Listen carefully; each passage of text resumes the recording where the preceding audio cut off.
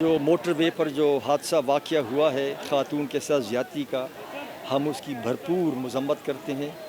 اور مطالبہ کرتے ہیں کہ مجرموں کو جلد از جلد گرفتار کر کے کیفر کردار تک پہنچایا جائے۔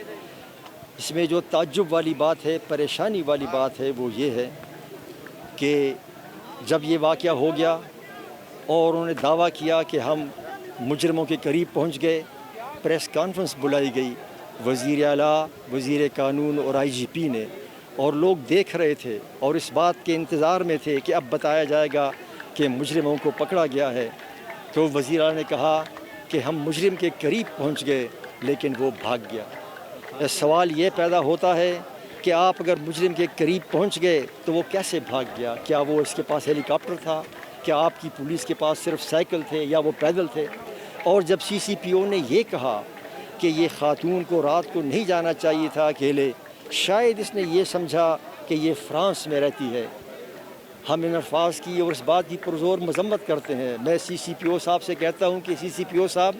اس خاتون نے یہ نہیں سمجھا کہ وہ فرانس میں رہتی ہے، اس کو تو ریاست نے دھوکہ دیا، اس کو تو ریاست نے کہا تھا کہ یہ ریاست مدینہ ہے، اور شاید یہ غلط سمجھ بیٹھی کہ واقعی ریاست مدینہ ہے۔ تو ہم مطالبہ کرتے ہیں کہ سی سی پی او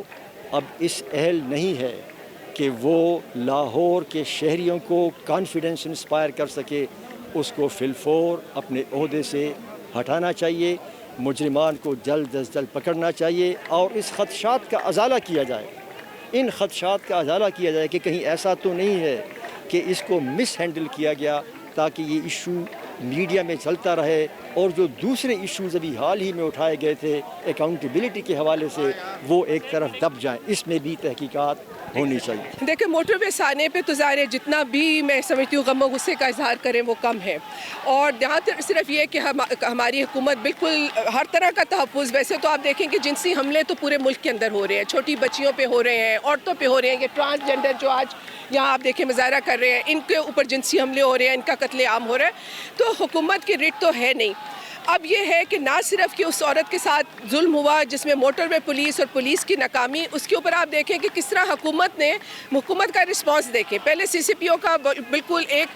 تعصب میں مبنی بیان آ گیا، ٹھیک ہے، اور اس کے بعد آپ دیکھیں کہ جس طرح کی انویسٹیگیشن، جس طریقے سے انویسٹیگیشنز ہو رہی ہیں، وہ بالکل ایک نان پروفیشنل طریقہ ہے، جس سے یہ ثابت ہوتا ہے کہ پاکستان کی پولیس کی جو ابیلٹی ہے، صلاحیت ہے کرائم کو انویسٹیگیٹ کرنے کی، وہ ختم ہو چکی ہے، کیونکہ یہ جو پچھلے 73 سال میں پولیٹیسائزیشن ہوئی ہے اور پولیس کا محکمہ جو ہے وہ بالکل نکارہ نکمہ بنا دیا گیا ہے، وہ صرف پروٹوکولز کے اوپر لگا دیا گیا ہے، اور یہی وجہ ہے کہ آپ دیکھیں کہ کس بھونڈے طریقے سے وہ یہ انکوائری کر رہے ہیں، اور ہم سمجھتے ہیں کہ جب تک اس معاملے میں سی پی او کو معطل نہیں کیا جاتا، جو مجرم ہیں ان کو کیفر کردار تک نہیں پہنچایا جاتا، ہم اپنی جو یہ ایک عوامی آواز ہے، احتجاج ہے، مزاحمتی طریقے اس کو جاری رکھیں گے۔ میں ایک لڑکی پاکستان میں بورن اور براڈ اپ ہوئی ہوں۔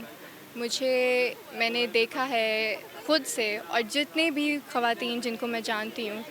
ایک نہ ایک انسیڈنٹ، نیومرس، صرف ایک نہیں، وہ بتائیں گی کہ ان کے ساتھ بہت کسی نہ کسی وقت کسی قسم کی زیادتی ہوئی ہے، کسی قسم کا انجسٹس ہوا ہے، اور ہم یہ بہت سالوں سے دیکھتے آ رہے ہیں۔ اس ملک میں کوئی آواز نہیں اٹھاتا،